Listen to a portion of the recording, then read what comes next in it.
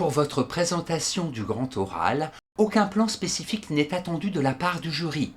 Aucune structure prédéfinie ne vous est imposée. Mais attention, cela ne vous dispense pas de produire un grand oral organisé et cohérent. Vous avez donc toute liberté dans le choix de votre plan, lequel dépendra uniquement de la question que vous vous posez. On vous demande du sur-mesure, de l'artisanal. Vous trouverez ci-dessous les différents types de plans utilisables pour un grand oral. En premier lieu, le plan avantage-inconvénient, ou l'inverse. Ensuite, le plan chronologique ou antéchronologique. Le plan auparavant, aujourd'hui, après. Le plan constat-solution. Le plan problème, cause, conséquence, solution. Le plan analytique. Les sujets où le plan analytique s'impose exigent plusieurs réponses qui se complètent sans se contredire. Par exemple, il faut un plan analytique pour un sujet comme « À quoi reconnaît-on une œuvre d'art » ? À quelles conditions une loi est-elle juste ? Quelles sont les applications de la géolocalisation dans la vie quotidienne ? Pour ces sujets, la qualité première attendue est l'exhaustivité des réponses. Un plan analytique aura 2, 3 ou 4 parties rangées par ordre d'importance.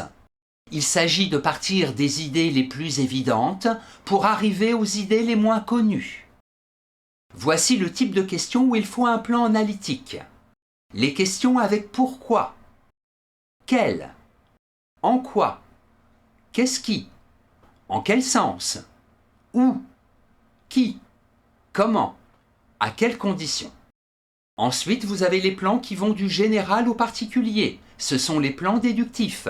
Ou les plans qui vont du particulier au général. Ce sont les plans inductifs. Passons maintenant au plan dialectique. Un plan dialectique, c'est un plan où on avance en surmontant les contradictions engendrées par chaque hypothèse ou perspective examinée. Il peut y avoir 2, 3, voire 4 parties, du moment que vous progressez dans la réflexion.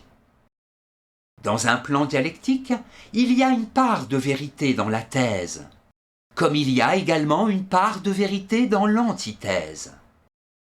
La synthèse réconcilie l'une avec l'autre.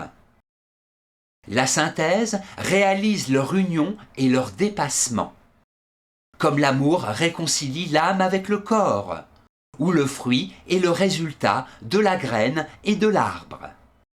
Dans un plan dialectique, vous commencez par examiner une première perspective. Ensuite, en guise de transition, vous mettez en évidence les limites, voire même les contradictions de cette première perspective. En deuxième lieu, vous examinez une antithèse, une seconde perspective. Et en transition, vous mettez en évidence les difficultés de cette deuxième perspective. Et en troisième lieu, vous concluez par une synthèse, qui sera votre réponse à la question posée. Voici les types de questions où il faut un plan dialectique. Les questions avec peut-on, faut-il, doit-on, existe-t-il, y a-t-il.